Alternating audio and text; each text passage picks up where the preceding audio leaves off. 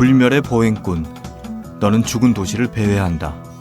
썩어가는 도시, 구역질 나는 흉측한 도시, 서글픈 도시, 서글픈 거리들의 서글픈 불빛들, 서글픈 뮤지컬의 서글픈 광대들, 서글픈 영화관 앞에 줄지어 늘어선 서글픈 행렬들, 서글픈 상점 안에 서글픈 가구들. 조르주 펠에게 잠자는 인간 중 한 구절이었습니다. 전기나 글을 살펴보면 산책을 즐겼던 수많은 학자와 예술가들이 있었습니다. 보들레르는 플라네르라고 불렸던 산책자란 단어를 확립 발전시켰고요. 발터 벤야민 역시 산책자를 도시의 탐색자로 규정하며 산책의 중요성을 강조했습니다. 목적 없이 거리를 걷다 보면 예전엔 미처 보지 못했던 거리의 풍경이 눈에 들어오곤 하는데요. 가만히 들여다보면 거리에게도 감정이 있다는 걸 눈치채게 됩니다. 오늘 여러분이 들여다본 거리의 모습은 어땠나요? 안녕하세요. 문장의 소리 DJ 최민석입니다.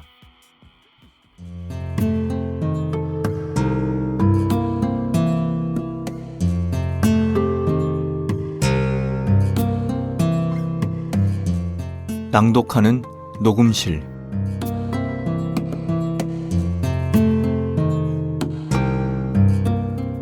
오늘 낭독할 시는 박강 시인의 시집 바카스 만세에 수록된 건기라는 시입니다.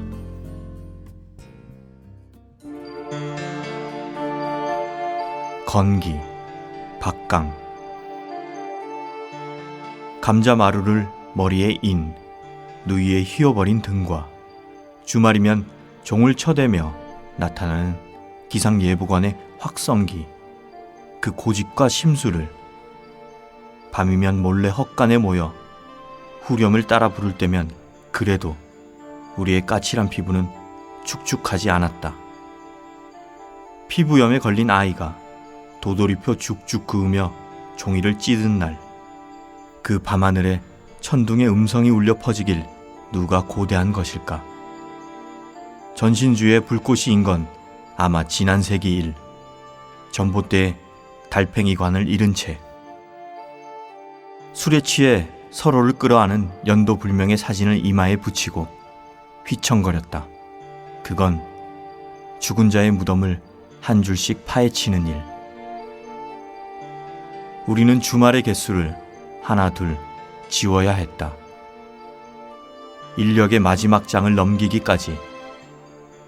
노래할 날이 며칠이냐 남았냐고 누이는 묻고 있었다. 자전거 바퀴가 헛돌던 무렵, 그건 우리의 발목뼈가 양서류의 꽈리처럼 1mm씩 혁명으로 부풀던 우기에서야 가능했던 것. 동화에서나 봤을 법한 마지막 장대비가 올 거라던 우리의 신호.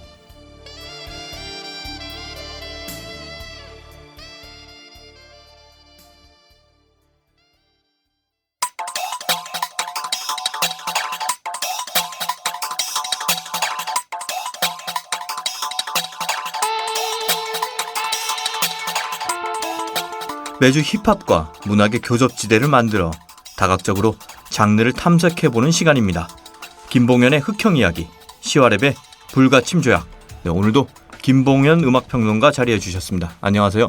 네, 안녕하세요. 반갑습니다. 김봉현입니다. 네, 한 주간 잘 지내셨죠? 예, 뭐 늘 잘 지내고 있습니다. 네, 환절기에 감기 조심하시고요. 네. 오늘은 특별히 지난 시간에 잠시 언급하셨던 랩 배틀에 대해서 이야기를 해주신다고 들었습니다. 예, 절대 뭐 낭독할 한국어 랩 가사가 뭐 떨어졌다거나 그런 이유는 절대 아니고. 레파토리 떨어진 거 아니에요? 아, 전혀 아니죠. 이미 저번 주에 저한테 얘기했잖아요. 무슨 또 다음 주에 뭘 해야 될지 모르겠다. 아, 처음부터 이렇게 사기를 치시면 안 되고, 레퍼토리는 많이 있는데 다만 지난주에 랩 배틀에 대해서 얘기를 했고, 또 랩 배틀 사건이 최근에 화두가 되었기에 그것을 제대로 알아보는 시간을 2회에 걸쳐서 준비했습니다. 아, 인생은 타이밍, 네. 사랑도 타이밍, 그렇죠. 평론도 타이밍. 시의성 있게 움직여야죠. 네, 알겠습니다. 네. 어쩌지 우리가 늦게 업데이트가 되는데. 네. 오늘 본격적인 얘기를 하자면 네. 제 생각에는 대중들에게 각인된 랩 배틀은 아마도 영화 8마일의 영향이 좀 큰 것 같은데요. 8 miles. 아, 8 네, miles. 8마일이 아니고요. 네. 보통 이 8마일 영화가 잠깐만요. 네. 그거 우리나라에서 개봉될 때 네, 8mm. 아니 8마일스로 개봉됐습니까? 8마일로 썼습니까? 숫자 8마일로 아마 됐겠죠. 그렇죠. 아, 예. 근데 8마일스도 있고요. 네. 제가 기억나는 건 2003년에 개봉했는데 이 당시에 그런 전문 극장 말고 약간 오래된 극장에서는 네. 직접 이제 그리잖아요, 간판에. 네. 거기에는 이제 8mm로 8mm. 예, 이렇게 되어 있던 것도 제가 기억을 하고 아무튼 에미넴이 주인공이었고요. 네. 이 영화가 우리나라에서 많은 인기를 끌었죠. 저도 그 당시에 봤었고요. 그 해석을 보면은 뭐 랩 배틀을 랩 맞짱이다. 뭐 이렇게 랩 맞짱. 예, 번역이 되었던 기억도 나고요. 사실 이 영화로 인해서 우리나라에도 랩 배틀이라는 게 무엇인가 조금 이제 널리 이렇게 소개가 된 것이 아닐까라고 생각을 합니다. 네. 근데 얼마 전 한국에서도 랩 배틀 관련해서 논란이 일기도 했었잖아요. 네. 랩 배틀의 정의에 대해서 한번 자세히 말씀해 주실 수 있나요? 네, 랩 배틀이라는 것은 사실 산업적으로 많이 커졌기 때문에 뭐 여러 가지가 있죠. 이번에 컨트롤 대란처럼 온라인으로 이제 자신이 녹음한 곡을 올려서 이렇게 주고받는 것도 있고요. 하지만 아주 원론적인 정의를 보자면 말 그대로 랩으로 싸움을 벌이는 행위를 의미하고요. 기본적으로 두 명의 래퍼가 서로의 얼굴을 마주보고 서서 일정한 규칙 하에 랩으로 상대방을 제압하려는 행위를 랩 배틀이라고 부릅니다. 이 랩 배틀에 임하는 래퍼는 상대방을 이기기 위해서 다양한 비유와 직설을 동원해야 되고 그것들은 보통 이 상대의 약점과 자신의 강점에 기반을 두고 진행이 되죠. 네. 약점과 강점에 기반을 두고 진행이 된다. 네네. 네. 근데 이 개그 프로그램에서도 네.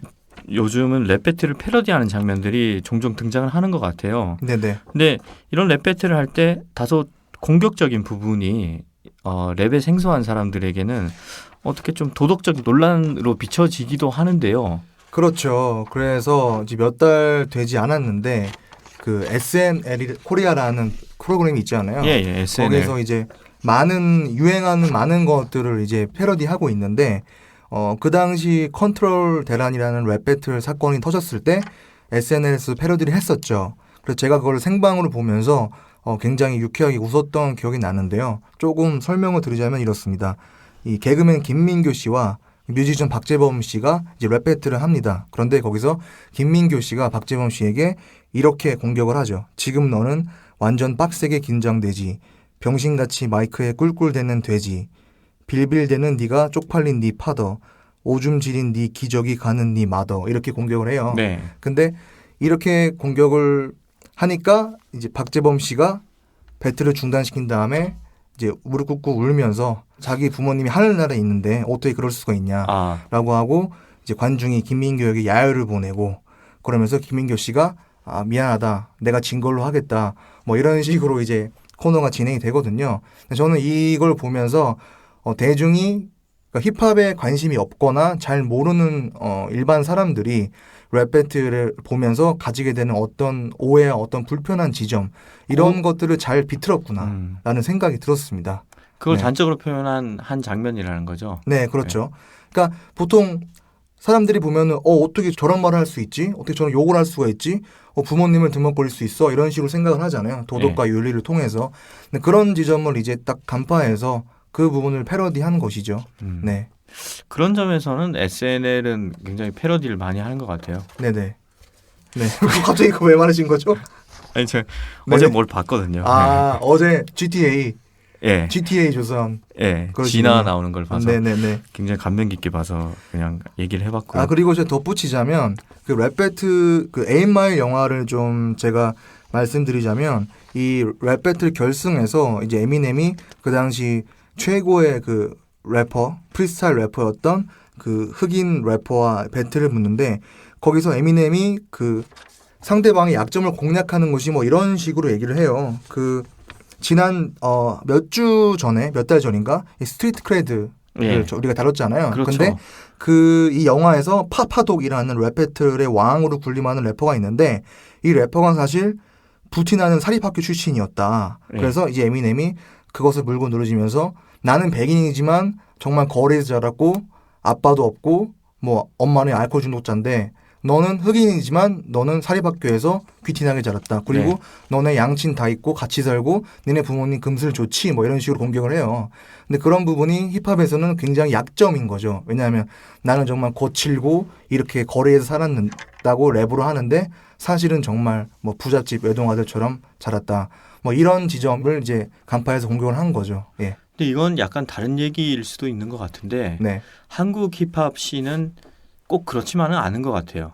네. 어떤 그러니까 미국에서는 이제 스트리트 크레디트라고 해서 뭐 사립학교 출신이면 뭐 마이너스 100점, 네. 뭐 직모면 또 마이너스 100점, 뭐 네. 백인이면 마이너스 1000점, 뭐 이런 네. 식으로 있잖아요. 네. 근데 제가 볼 때는 우리 힙합 씬에 있는 사람들은 그렇게 막 빈민가 출신이거나 네. 그런 것보다는 오히려 최근에 이제 그 확인은 안 됐지만 스캔들이 불거진 최자처럼 네네. 위너인 경우가 상당히 많거든요. 그렇죠. 예. 사실 실질적으로 컨트롤 랩 배틀의 위너는 최자다. 이런. 그리고 네. 실제로 우리 힙합 씬에 있는 사람들이 엘리트 출신들이 굉장히 많아요. 네. 뭐 그 스트리트 크레딧으로 하려면 정가도 많고 네. 사고도 많이 치고 굉장히 가난한 출신이어야 하는데 사실상 랩을 소개한 많은 사람들이 교포 출신이잖아요. 네. 근데 교포 출신들이 한국의 사회 관점에서 보면 달러를 가지고 들어왔으니까 경제적으로 그렇게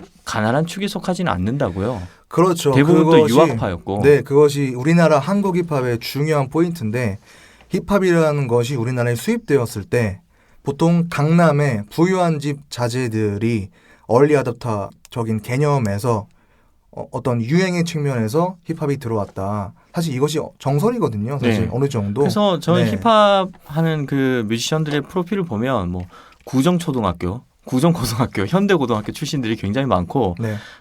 이런 사람들이 투쟁을 얘기하는 걸 보면서 이건 뭔가 그 가난을 음악으로 배운 사람들이 네네. 가난을 노래하는 게 아닌가 뭐 그런 느낌이 좀 사실은 좀 이질감 같은 게 좀 느껴졌어요. 예, 그런 특수성이 한국 힙합에 분명히 있고요. 하지만 또 정말로 언더그라운드에서 몸버킹 음악하는 뮤지션도 있고요. 그리고 제 생각에는 미국에서의 스트리트 크레드라는 개념이 한국에 온전히 그대로 적용될 수는 없고 한국만의 어떤 스트리트는 아니더라도 이 크레딧이 새롭게 좀 합의가 되어야겠죠. 네, 네. 그거 봉현 씨가 만들 겁니까? 네, 제가 하겠습니다. 아, 예, 알겠습니다. 올해 안에 제가 하겠습니다. 네, 2달 남았는데 잘 네. 부탁드립니다. 알겠습니다. 제가 감수하는 걸로 하고 네, 그리고 또 굳이 이 랩 배틀에서 네. 상대가 없는 불특정 다수를 향한 공격적 가사가 네, 때로는 힙합 장르에 대한 전체적인 오해를 불러일으키기도 하는 것 같아요. 그렇죠.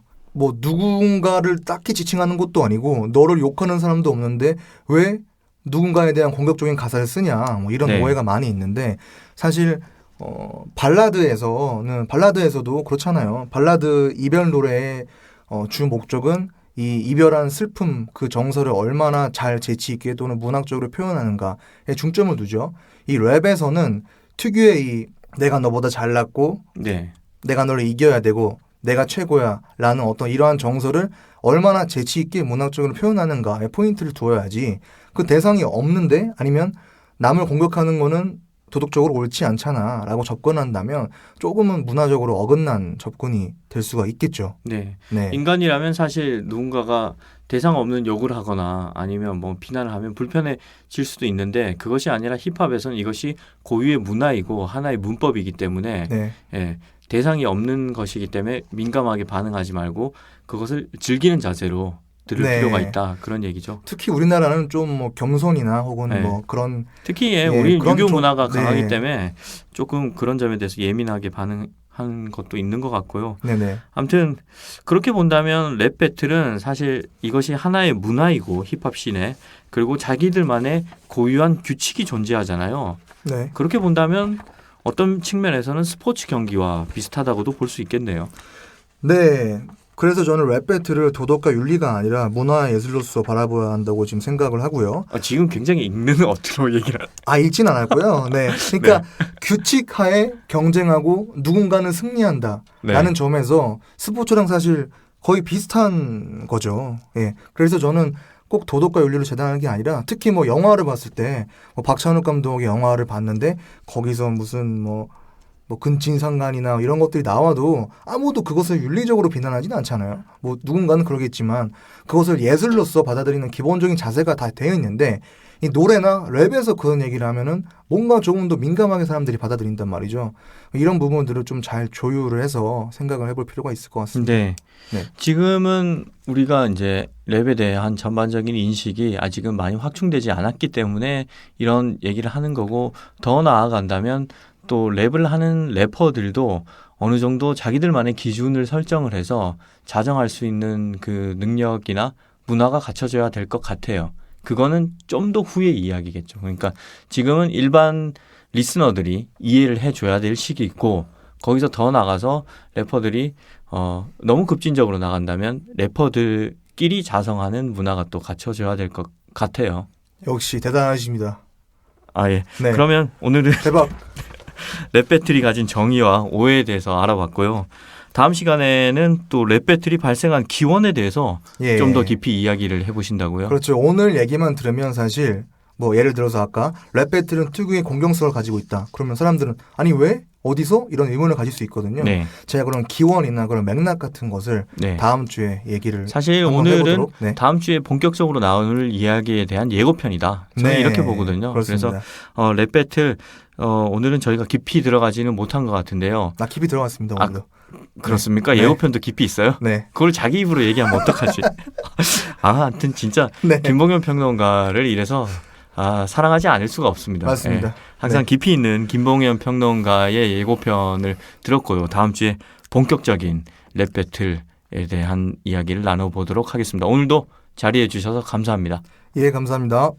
저 하늘 한가운데 내가 보여 바람 닮은 새처럼 날아오를래 저 너머 그곳에 내가 숨겨놓은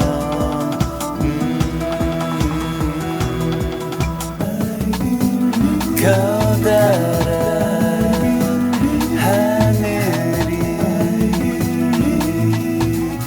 있어. 오늘 작가의 방에 모시게 된 작가님들은요. 활자가 아닌 소리로 자신의 글을 전달하는 분들입니다. 늦은 밤이나 한적한 오후에 홀로 라디오를 들으며 키득거리거나 고개를 끄덕인 적이 있으신 분들, 아니 지금 이 방송을 듣고 계신 분들이라면 라디오의 매력을 이미 알고 계실 텐데요. 공감을 불러일으키는 원고를 통해서 청취자와 소통하는 두 분을 모셨습니다. 정현주 라디오 작가님과 조은경 라디오 작가님, 안녕하세요. 안녕하세요. 안녕하세요. 네, 반갑습니다. 항상 원고를 쓰시다가 이렇게 원고의 입장에서 피고의 뭔 말이야? 처음부터 원고를 쓰시면서 스튜디오에서 게스트들이 당하는 모습을 보시다가 이렇게 정작 게스트의 입장이 되니까 좀 기분이 남다르죠? 네. 알게 네. 됐어요. 그들의 네. 심정을. 이 게스트들이 이렇게 단답형으로 하면 DJ가 당황하거든요. 네. 그 모습을 보고 싶었습니다. 네, 아무튼 저를 이렇게 당황시킨 두 분을 우리 청취자분들을 위해서 제가 짧게나마 소개를 시켜드리려고 했는데 프로필이 굉장히 길어요.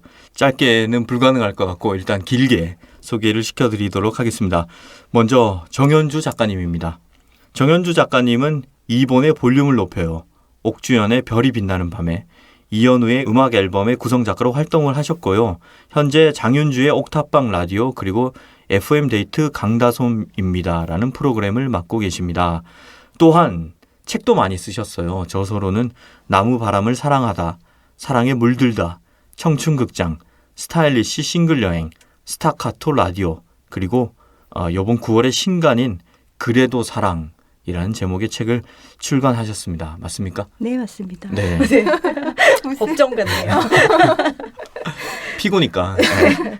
그리고 조은경 작가님, 옆에 계신 조은경 작가님은 먼저 예능 부분에서 방송 작가 일을 시작하셨다가 그 후로 황정민의 FM 대행진, 최은경의 가요광장, 이금희의 가요산책, 홍진경의 가요광장, 메이비의 볼륨을 높여 이거 다 KBS의 완전 알짜배기 프로그램들 있잖아요. 그리고 이지혜의 상쾌한 아침, 오정연의 3시와 5시 사이를 구성하셨고요. 현재는 문화공간 신성원입니다. 라는 프로그램을 맡고 계십니다. 맞죠? 네. 네, 반갑습니다. 네. 제가 사실은 여기 89.1이 대부분인 것 같은데 제가 라디오는 89.1 쿨 FM 고정으로 해놓고 있거든요. 제가 훌륭하십니다. 8시에는 91.9. 아, 그렇군요. 또 바뀌셨군요. 네. 제가 왔다 갔다 하고 아, 있어가지고. 그렇네요. 역시 프리랜서이기 때문에 네. 저 실제로 제가 이현우의 음악 앨범과 네. 이본의 볼륨을 높여요. 그리고 네. 황정민의 FM 대행진, 이금희의 가요 산책, 그리고 홍진경의 가요 광장, 그리고 옛날 3시와 5시 사이 애청자였습니다. 이렇게 진짜요? 얘기하니까 다 하루 종일 들으셨네요. 라디오만 들은 사람 같네. 심지어 저는 옛날 이본의 볼륨을 높여요에 REF가 네. 나왔을 때 사랑 코너. REF 사행시를 청취자들에게 받았어요. 네. 사행시 보내서 저 가방 상품도 탄 사람입니다. 성인이시지 않았나요? 그때 그렇죠. 그쵸? 군인이었죠. 그쵸. 예. 아, 아무튼 이런 분들인데 제가 앞서 소개를 해드렸지만 먼저 또 본인의 입으로 간략하게 소개를 좀 부탁드려도 될까요? 이게 왜 있는 거야? 게스트들이 당황을 하는데. 저희가 밖에서 이걸 보면서 네. 많이 반성했어요. 저희가 이러고 있는 것이 그렇군요. 아닐까라는 생각이 그러면 들었는데. 오늘 한번 당하는 입장에서 네. 이거는 공식적인 프로필이고 나는 이렇게 소개받기를 원한다. 소개받길 원한다. 네, 본인의 입으로 한번 직접 해보는 난감하고 민망한 시간을 가져보도록 하죠. 서로 소개할까요, 그러면은? 네, 그러시죠. 네. 그게 더 멋지네요. 역시 구성을 잘하시네요. 그럼요. 제가 또 네. 좋아하시는 쿨 FM의 대표 작가로서. 그러면 네. 정현주 작가님이 조은경 작가님을 소개하도록 하겠습니다. 네, 조은경 작가는 제가 여러 작가들하고 일을 많이 해봤는데요. 한 번 딱 같이 일을 한 적이 있거든요. 네. 근데 제가 아는 KBS 모든 작가 중에 가장 꼼꼼하다고 해야 될까요? 제가 저한테 정말 없는 부분이 야무진 부분인데 정말 야무져서 정말 똑소리 나는 그런 사람이고요. 그다음에 믿음이 가는 사람이고 한 말은 반드시 지키고 성실함이 이루 말할 데가 없습니다. 라디오 작가들이 근데 저 같은 작가들은 5분 전까지 원고를 쓰는 경향이 있었는데 은경 씨는 그 전날 다 써놓고 자더라고요. 분위기가 네. 이제 곧 돈 빌려달라고 할 분위기예요. 네. 제가 결혼식에 못 가가지고 미안합니다. 그런 히스토리가 있었군요. 네. 그래서 같이 일하면서 저는 되게 좋은 영향을 많이 받았어요. 그러니까 미리미리 이렇게 해놓는 것은 물론이고 제가 이렇게 많이 흘렸던 부분들, 그동안 못했던 부분들을 많이 꼼꼼하게 잘 챙기는 부분을 보면서 라디오에서 꼭 필요한 부분들이 그런 거거든요. 같이 일하는 사람이 좀 못할 때도 있고 잘할 때도 있고 저 사람 컨디션이 안 좋아 보일 때도 있고 이렇잖아요. 특히 DJ한테 그런 거 굉장히 잘 맞춰줘야 되는데 저 같은 경우는 그런 걸 좀 잘 못하는 편인데 은경 씨는 그러니까 사람을 위하는 마음을 되게 조용히 잘 표현하는 사람이라고 그래야 되나요? 그래서 라디오에 굉장히 적합한 인격을 가진 작가가 아닐까라고 굉장히 생각합니다. 듬직한 동료 작가와 함께 예. 나오셨네요. 예. 자, 부담스럽겠어요. 네. 난 속으로 정현주 작가 안 좋게 생각하고 있었는데 나보고 어떻게 하라는 거야 이런 표정으로 지금 조은경 작가님이 듣고 언니 계셨는데 얘기하는 동안에 계속 머릿속으로 칭찬할 게 없어. 어떻게 수습을 하셔야 되죠 이거? 네. 그러면 네. 조은경 작가님이 바라보는 정현주 작가님은 어떠신지 소개 부탁드립니다. 네. 저도 이제 어디 가서 누가 언니에 대해서 얘기하라고 하면 제일 먼저 하는 얘기가 저는 언니가 저의 뭐 장점이 되게 꼼꼼하다 그랬지만 저는 그래서 되게 큰 일이 딱 떨어지면 약간 겁을 내는 스타일이거든요. 일단은 되게 주춤하고 되게 겁내는데 언니는 일할 때 겁을 잘 안 내더라고요. 그리고 뭐 5분 전까지 쓸 수 있는 그런 여유가 있어서 그럴지 모르겠지만 항상 보면은 일을 굉장히 빠른 속도로 해요. 그게 가장 놀라운 점이고 저는 같은 양의 일을 굉장히 오랫동안 걸리거든요. 그래서 되게 혼자 쥐어짜면서 하는데 보면은 언니는 항상 그게 여유롭고 되게 뭐라 해야 되지? 이렇게 좀 뭔가를 크게 바라보면서 좀 약간 남자같이 일을 하는 그런 면이 있어서 아마 그게 많은 PD들이 언니를 찾는 가장 큰 이유가 아닐까 이런 생각을 했었어요. 찾기는 두 분 다 PD들이 많이 찾는 것 같아요. 지금 프로그램 엄청 많이 하시는. 워낙 오래 해서 그런 네. 거예요. 이제 일한 경력이 오래됐으니까 저희가 개편마다 움직이잖아요. 그래서 그러다 보니 어쩔 수 없이 프로그램을 많이 할 수밖에 없는. 네. 아무튼 저희 문장의 소리 녹음 사상 초유의 이렇게 덕담으로 시작하는 시작에 불과합니다. 네, 작가의 방 코너고요. 과연 이 분위기가 얼만큼 이어질지는 저희가 녹음을 하면서 지켜봐야 될 것 같고요. 일단 라디오를 생방송으로 진행할 때도 많잖아요. 특히 뭐 그 녹음해서 나가는 것도 궁금하긴 하지만 그것보다는 저희는 생방송으로 진행되는 라디오의 준비 과정이 어떤지 굉장히 궁금해요. 어느 분부터 한번 말씀을 해주실래요? 생방송으로 진행되는 라디오는 거의 과정은 비슷해요. 네. 모든 프로그램이 뭐 작가는 원고를 쓰고 PD는 큐시트를 만들고요. 뭐 그 전에는 이제 이미 미리 회의를 해서 일주일에 한 번 정도, 2번 정도 큰 회의가 있어요. 그래서 이번 주에 뭐뭐를 해야 된다. 그리고 뭐 다음 주에 누구를 출연시킬 것인가 정해져 있으면 이제 매일매일 할 거는 그때 이미 정해져 있잖아요. 그리고 데일리 코너가 또 정해져 있기 때문에 네.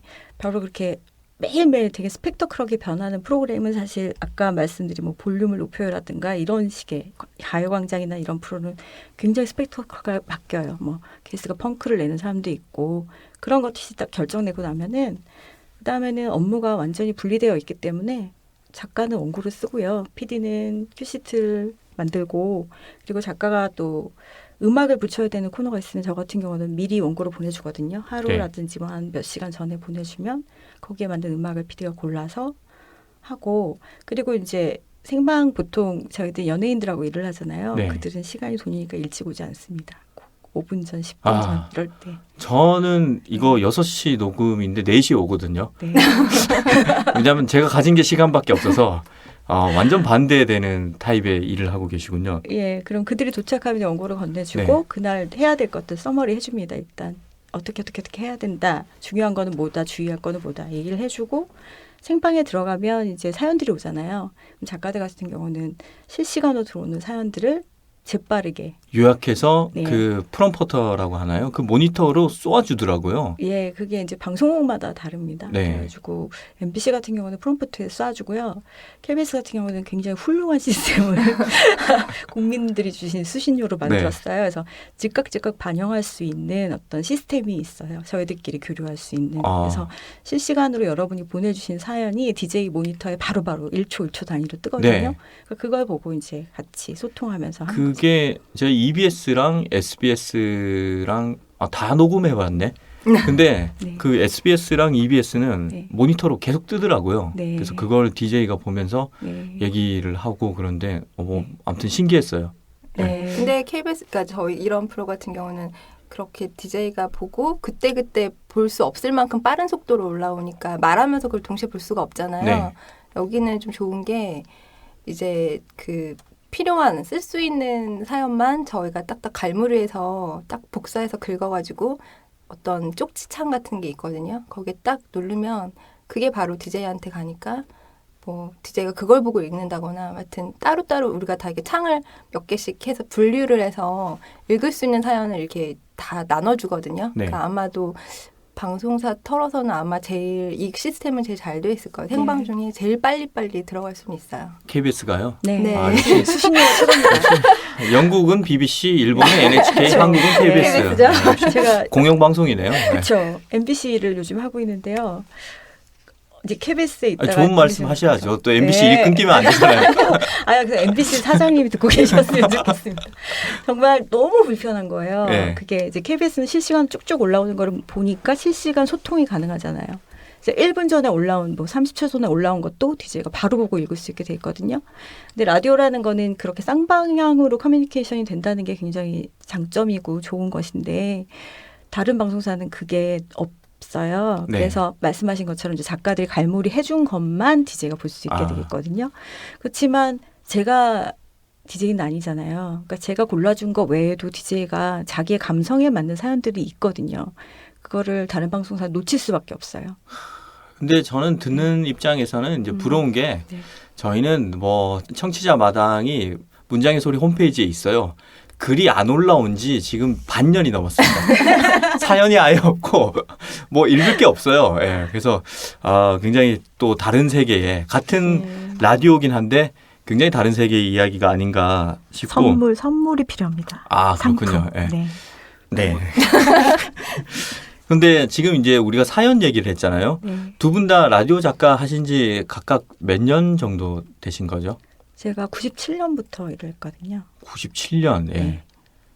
저는 그리고 라디오 작가는 2002년부터 시작했어요. 2002년. 예. 그럼 2002년이라고 해도 벌써 10년이 10년이 넘은 넘었죠. 12년이 네. 된 거고 횟수로 97년이면 잠깐만 16년인가요? 네. 네, 16년이 된 거고 연차로 하면 14년 차, 17년 차인데 그렇게 되면 정말 많은 사람들의 사연을 받아봤을 것 같아요. 그렇죠. 예, 그 중에 뭐 기억에 남는 에피소드들도 꽤 있을 것 같은데요. 좀 이게 어려웠던 게 사실 예전처럼 사연이 막 뭔가 되게 감동적이거나 네. 이런 사연이 사실 잘 오지는 않아요. 저희는 또 감동적인 거 별로 안 좋아합니다.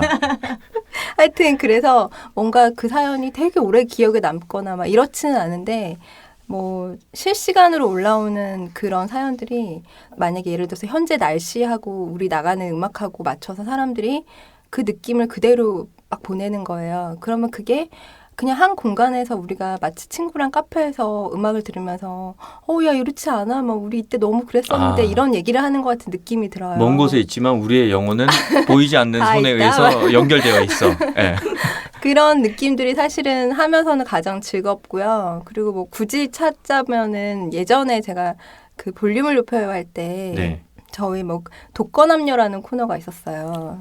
그 프로 이름이 참 가슴에 와닿네요. 그래서 이제 뭐 솔로들, 외로운 솔로들을 전화 폰팅을 시켜주는 거였거든요. 폰팅요? 네. 굉장히 추억의 단어인데.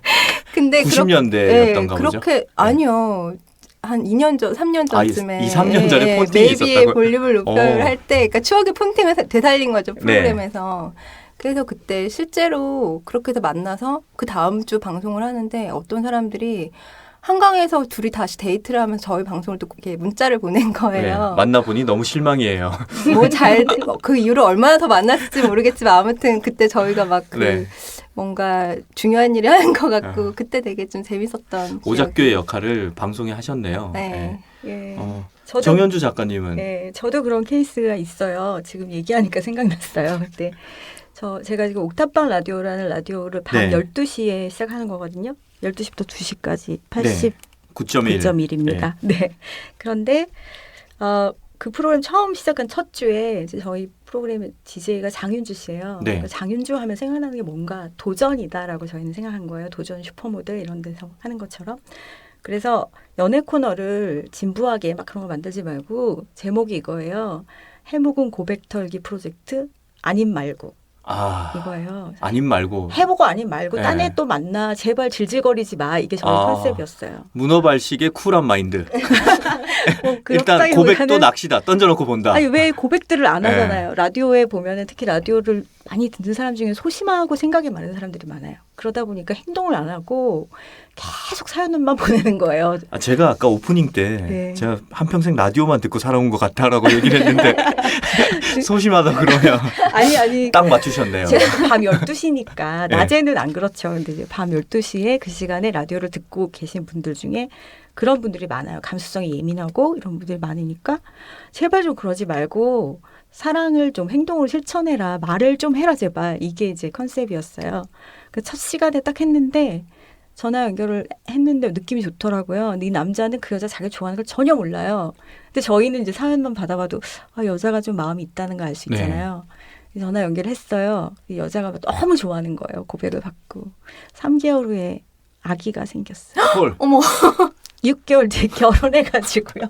저희한테 사연이 왔어요. 3개월 뒤에 아기가 생겨서 저희 곧 결혼해요. 이렇게 왔어요. 정말 빠르게 진행됐군요. 그렇죠. 요즘 스피드 시대니까. 그렇죠.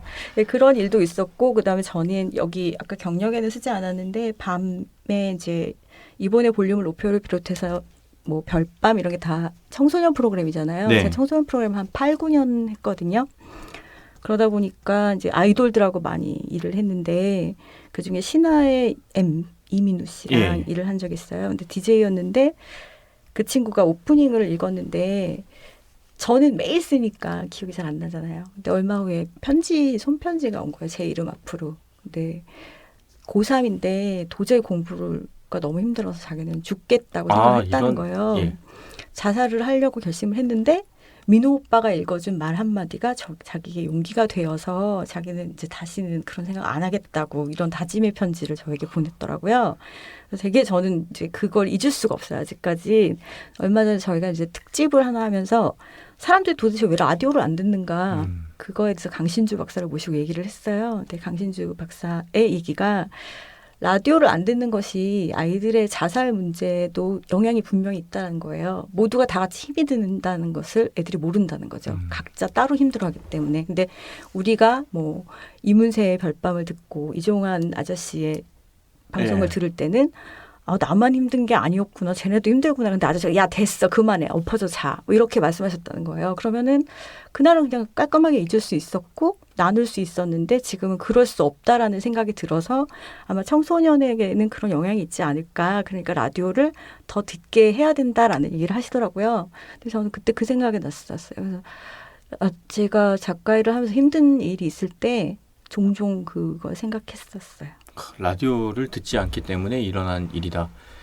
너무 과장이죠. 네, 아니 그렇게 생각을 하면 저희 앞서 지금 녹음하시기 전에 저희가 매주 하는 그 기획 코너가 있거든요. 김봉현의 흑형 이야기. 이거 서둘러 폐지해야겠는데 네, 라디오에 순기능과 역기능이 있는데 뭔가 깊이 반성을 하게 되고요. 지금 정현주 작가님께서 이제 말씀을 많이 해주셨는데 잠깐 제가 질문의 순서를 바꿔서 DJ의 목소리로 발현되는 게 라디오 대본일 텐데요. 혹시 라디오 작가를 꿈꾸는 청취자가 있다면 뭐 조언이나 몇 가지 팁 같은 거 주실 수 있는지요?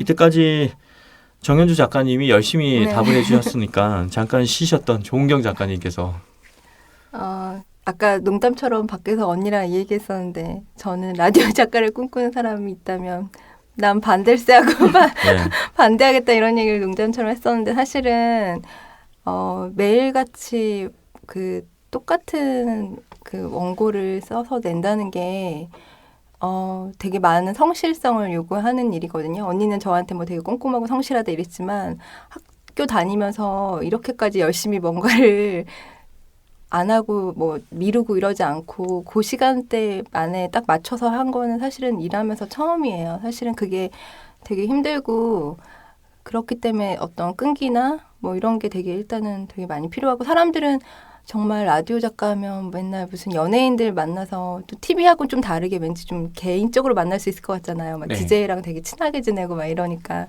그런 것만 많이 보고 되게 편하다, 뭐 쉽다. 특히나 뭐 TV에 비해서 뭐 밤을 새거나 막 이런 일이 많지가 않으니까 심지어 저랑 친하게 지내는 예능 작가들조차도 라디오 작가 우아하잖아 이런 얘기를 되게 많이 해요. 근데 훨씬 생각보다 많은 그런 꼼꼼함과 그러니까 그런 성실성과 끈기와 그리고 사실 가장 중요한 건 또 독서량이 제일 중요한 것 같아요. 책을 읽고 뭐 뭔가를 계속 생각을 하고 영화를 보든지 뭐 음악을 듣든지 하여튼 뭔가를 계속 끊임없이 뭐 계속 채워 넣어야 계속 또 나갈 게 있거든요. 그리고 특히 저희는 뭐 일반 뭐 소설 쓰시지만 소설가나 이런 직업하고 좀 다르게 아주 작은 양을 너무 매일같이 내놔야 되는 일이어서 오프닝 말씀하시는 거죠? 예, 정말 그게 상상을 초월할 정도로 정말 너무 힘들 때도 있거든요. 막 제가 너무 그거 아플 때. 여쭤보려고 했거든요. 오프닝 예. 쓰는 거 힘들지 않냐고. 너무 힘들어. 특히 뭐 몸이 아파가지고 당장 진짜 아무것도 생각하고 싶지 않을 때 그럴 때도 앉아서 뭔가를 써야 되는데 그게 정말 뭐 기계처럼 앉아서 컴퓨터 위에 뭐 손을 얹는다고 해서 다다다닥 써져 있는 게 아니잖아요. 그러니까 뭔가를 생각해내야 되는데 그래서 사실 뭔가를 채워 넣어야 뭐가 나갈 게 있을 텐데 지금 제가 되게 후회되는 거는 왜 좀 더 옛날에 많이 채워놓지 않았을까. 그게 좀 많이 후회되어서 뭐 만약에 꿈꾸시는 분들이 계시다면 어릴 때 충분히 뭔가 많이 섭취하고 많은 걸 뭐 느끼고 공부하고 이러면서 좀 자기 재산을 많이 좀 갖고 있었으면 그래야 그게 결국은 그 안에서 또 뭔가 이렇게 나올 수 있는 거거든요. 그래서 그게 가장 제가 해주고 싶은 얘기는. 저도 뭐 공감의 차원에서 한 말씀 덧붙이자면 육체 노동자가 있고 정신적 노동자 혹은 영혼 노동자가 있잖아요.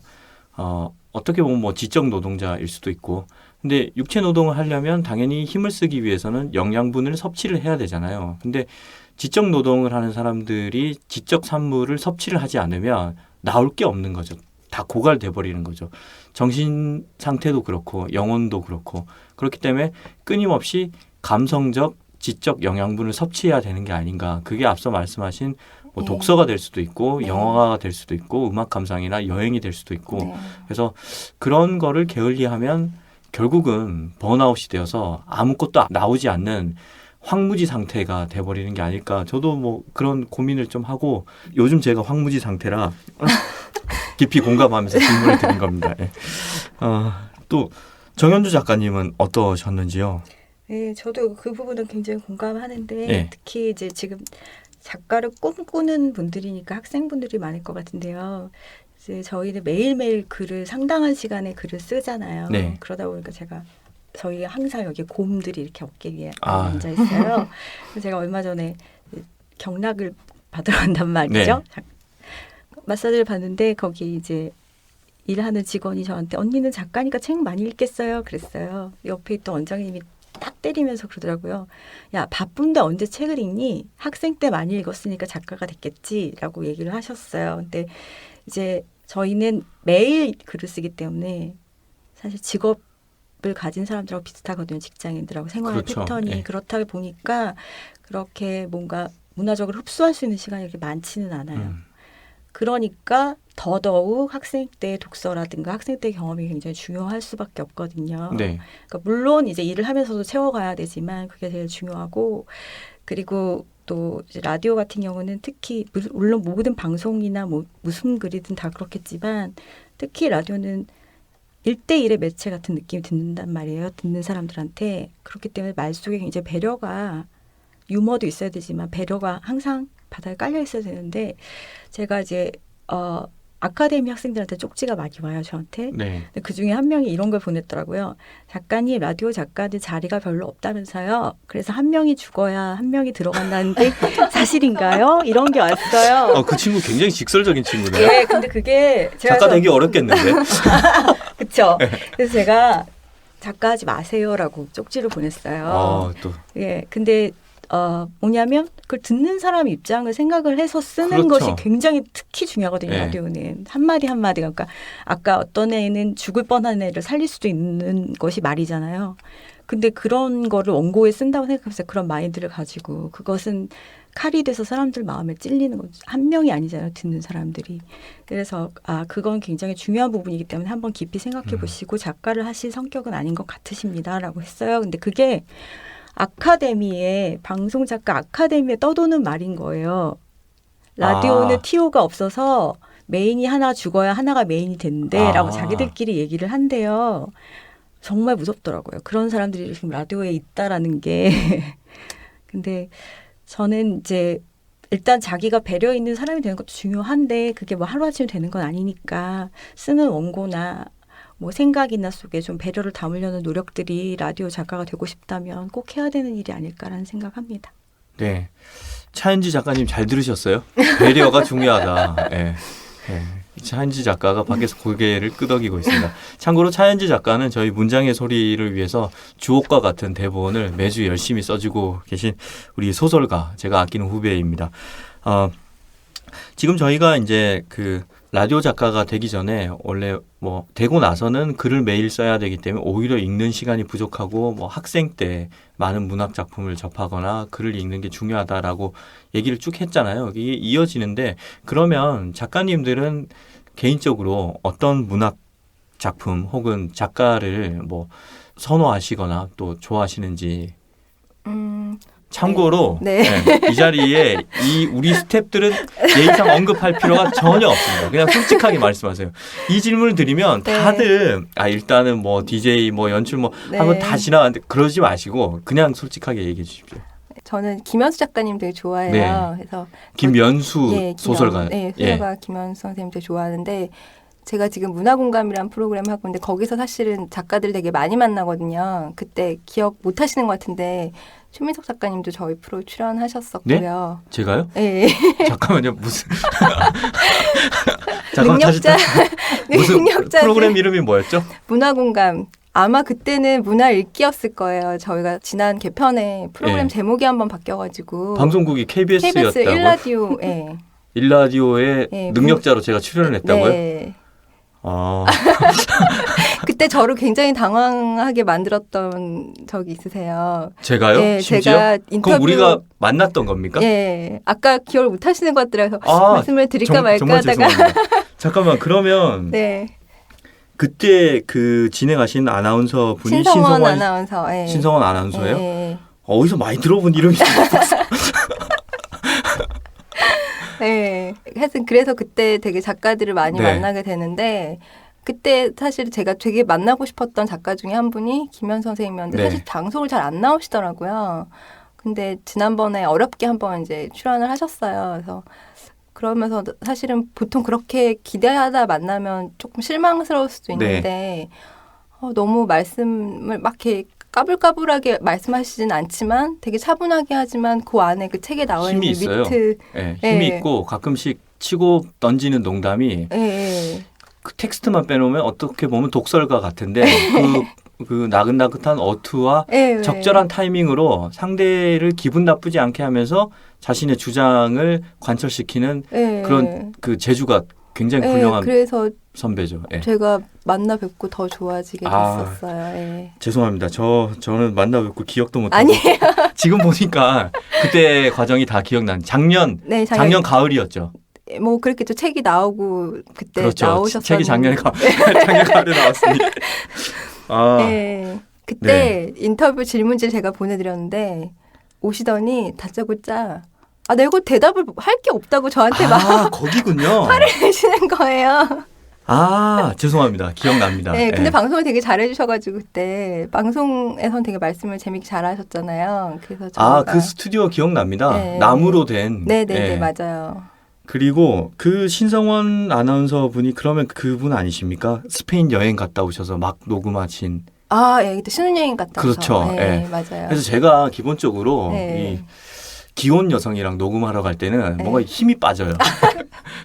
미혼 여성이랑 녹음하러 갈 때는 이 굉장히 기대에 부풀어서 네네네. 뭔가 즐겁게 되는데 그날 이제 그 신혼이란 얘기를 듣고 네. 기운이 그래서 빠지셨군요. 그랬던 것 같습니다. 지금 제가 뒤늦게나마 네. 석고대죄의 심정으로 앞으로 남은 짧은 시간과 다음 주에 정말 성실히 녹음에 임하도록 하겠습니다. 이거 어쩌다가 이게 제가 반성하는 시간이 돼버렸지. 정현주 작가님은 어떤 문학 작품이나 작가 좋아하시는지.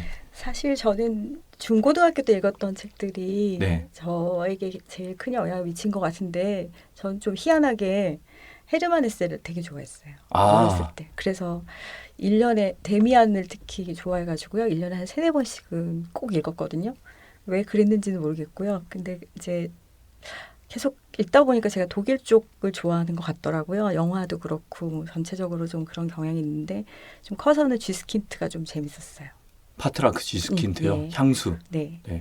재밌었고 그다음에 또 김현수 작가님처럼 뛰고 있는 예. 분 하루키. 무라카미 하루키. 예, 하루키를 좋아한다 그러면 다들 뭐 반응이 다 그렇지 뭐 반응이 이렇게 극과 극이죠. 하죠. 예. 나도 좋아해 그러거나 예. 하루키를 왜 좋아해? 왜 좋아해? 그러죠.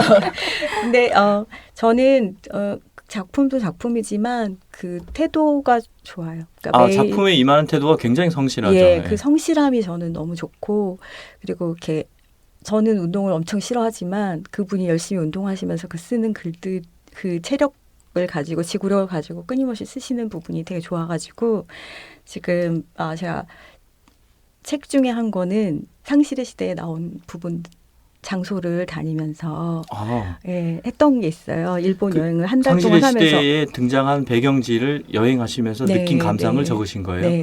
그러니까 그 책 제목이 뭔가요? 절판. 지금 굉장히 제가 모니터를 이어폰으로 끼고 있잖아요. 터질 뻔했죠. 절판에서 파에 굉장히 많은 과거의 회한과 상실감과 고통이 실려서 한꺼번에 나오면서 고막이 터지는 줄 알았어요. 죄송합니다. 얼마나 깊은 감정을 느꼈으면 아, 절판에서 그렇게 유일하게 그 책이 깊은 발음이. 예, 여러 명이 이제 같이 아. 했는데 저는 그때 일본 소설이 한참 유행하기 시작할 그 무렵이었거든요. 그래서 일본 소설에 나오는 곳들을 가봐야 되겠다. 그래가지고 제가 또 요시다 슈이치 좋아해가지고 예. 그렇게 지역별로 나눠가지고 돌아다니다 보니까 결국엔 하루키가 남더라고요. 저는 특히 상실의 시대가 좋아가지고 거기 오우츠카가 나와요. 예. 오우츠카에서 이제 걔네 둘이 키스를 하죠. 와타나베랑 예. 옆집에서 불나고 예. 그 2층 저렇게 생기지 않았을까 이렇게 상상하면서 걸어갔던 노래 길들이 아무것도 없어. 네, 막 부르면서, 흐르면서 그런 장면들이 이제 기억나고 뭐 그래서 하루키가 저한테는 되게 큰 영향을 미쳐서요. 이번에 강다솜 씨 프로그램을 시작하면서 맨 첫 시간에 하루키를 좋아하세요라는 제목으로 임경선 씨를 초대했어요. 그래서 하루키 라디오 저 들었거든요. 재밌게 부끄럽습니다. 들었습니다. 예. 아무튼 제가 네. 듣기로는 그 네. 정현주 작가님이 공저로 하셨잖아요. 네. 단독으로 집필을 하셨으면 지금 분명히 훌륭한 역작이 되었을 텐데 공저를 하다 보니까 이게 또 절판이 된 게 아닌가 싶고 사실 이야기를 제가 좀 더 듣고 싶은데 저희가 문장의 소리는 항상 또 시간이 정해져 있습니다. 굉장히 아쉽고요. 또 정현주 작가님, 조은경 작가님을 다음 주에도 모셔서 이야기를 계속 듣고자 하니까요. 청취자 여러분들 다음 주에도 계속 들어주시기 바랍니다. 오늘 두 분 진솔한 이야기 해주셔서 감사드리고요. 다음 주에도 또 우리 뵙도록 하겠습니다. 네, 안녕히 계세요. 안녕히 네. 계세요.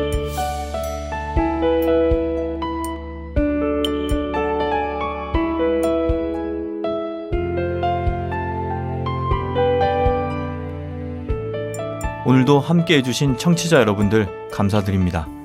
오는 한 주도 잘 지내시기 바랍니다.